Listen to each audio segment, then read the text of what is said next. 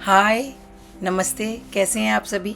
आशा ही नहीं, पूरा विश्वास है स्वस्थ होंगे, व्यस्त होंगे, मस्त होंगे और सृजन के मेरे वीडियोस को देखकर जबरदस्त होंगे। हमारी विवाह की विशेष सीरीज दिल मिल गए को आप सराह रहे हैं, इसके लिए सृजन परिवार की तरफ से बहुत बहुत आभार। परिवार बड़ा हो या छोटा मायने नहीं रखता, मायने रखता है आपसी प्रेम और आपसी समझ, क्योंकि यही तो परिवारों की नींव होती है। पिछले वीडियो में हमने बात की ज्वाइंट फैमिली या संयुक्त परिवार की, और अब हम आज बात करेंगे न्यूक्लियर फैमिली यानी कि एकल परिवार की।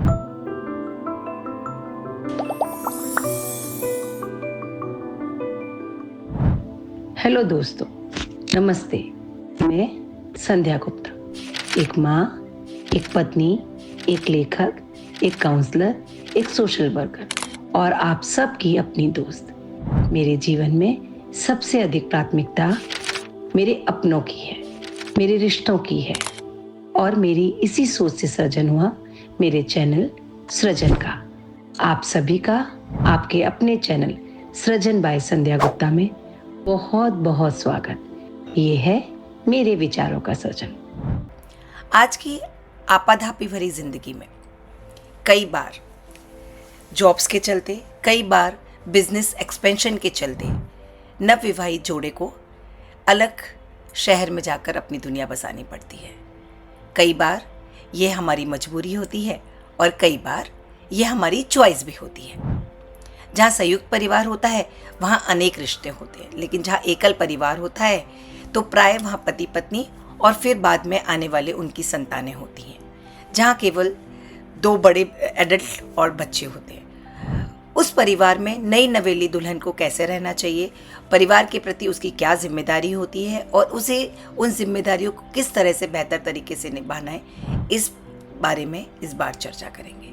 तो सबसे पहले एकल परिवार में जो आवश्यक है वो है पति पत्नी के बीच की आपसी अंडरस्टैंडिंग। तो बहू रानी, सबसे पहले मैं आपसे शुरुआत करती हूँ। जैसे कि महिलाओं से ही, यदि स्त्री से ही घर होता है, परिवार होता है, तो जाहिर है कि आप कितनी भी व्यस्त हों, आपकी कितनी व्यस्तताएं हों, लेकिन परिवार के प्रति जिम्मेदारियां आपकी होती हैं। इसके लिए सबसे पहले अपने आप को चुस्त रखें, दुरुस्त रखें, अपनी खान पान, अपनी दिनचर्या का ध्यान रखें, ताकि गृहस्थी में अपने कार्य आप आसानी से कर सकें और ऑफिस में भी सामंजस्य बना के रख सकें, क्योंकि अब आप अकेली नहीं हो। तो सबसे पहले आपको ये ध्यान रखना है कि आप अपना एक टाइम टेबल बनाएं। आपको पूरी स्वतंत्रता है, पर फिर भी अनुशासन यहाँ पर भी बहुत ज़रूरी है। यदि आप अनुशासित रहेंगी तो आप अपने घर को और ऑफिस को अनुशासित तरीके से चला सकेंगी और स्वयं के लिए, अपने परिवार के लिए, अपने आसपास जो सर्कल आपने डेवलप कर रहे हैं उसके लिए आप समय निकाल सकेंगे। तो सबसे पहले उठने, सोने, जागने, हर काम को करने का एक अनुशासन बनाएं, एक नियम बनाएं। घर को चलाने के लिए एक बजट बनाएं ताकि आप अनावश्यक खर्चों से बच सकें।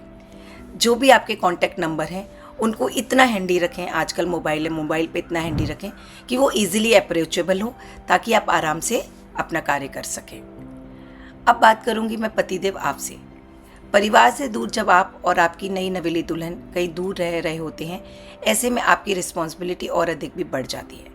अपने परिवार की सेफ्टी और सिक्योरिटी और कंफर्ट की जिम्मेदारी आपकी है, इसीलिए अपनी पत्नी की सब सुख सुविधाओं का ध्यान रखें, उसकी सेफ्टी का पूरा ध्यान रखें। जहाँ तक संभव हो ऑफिस और घर के बीच संतुलन बनाए रखें, ताकि आप अपनी जीवन संगिनी को समय दे सकें।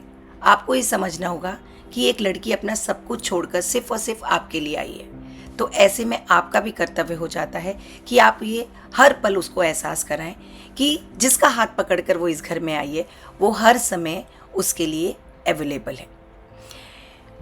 ऑफिस से समय समय पर उसको कॉल करते रहें, उसके घर के कामों में उसकी मदद करें, हाउस मैनेजमेंट में, सर्वेंट मैनेजमेंट में उसकी मदद करें। और जब कभी भी वो अकेलापन या महसूस करे या कभी बीमार हो या कभी मूड अच्छा ना हो, तो इन सभी चीज़ों को दुरुस्त करने की जिम्मेदारी भी आपकी हो जाती है।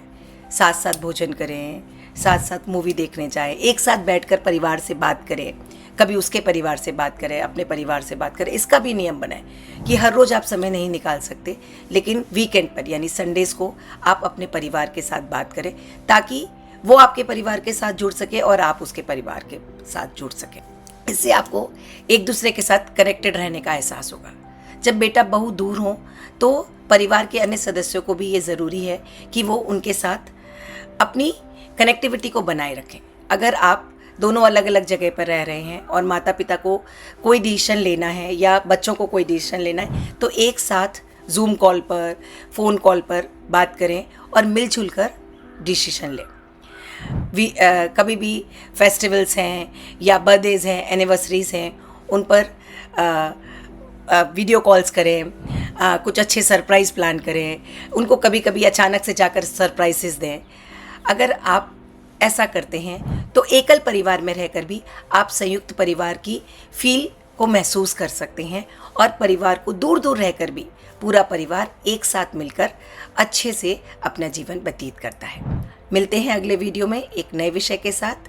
अपने सुझाव कमेंट बॉक्स में अवश्य लिखें, हमें लाइक करें, शेयर करें और सब्सक्राइब करना ना भूलें। नमस्ते। इस वीडियो को अंत तक देखने के लिए तहे दिल से आपका धन्यवाद। अगर आपको मेरा ये प्रयास पसंद आया हो तो अवश्य बेल बटन दबाएं और मेरे चैनल सृजन बाय संध्या गुप्ता को लाइक करें, शेयर करें, सब्सक्राइब करें। अपने अपनों को भेजें, क्या पता किसी को कोई ऐसे सवाल का जवाब मिल जाए जिसकी उसे तलाश हो। आपके सुझाव मेरा हौसला बढ़ाते हैं।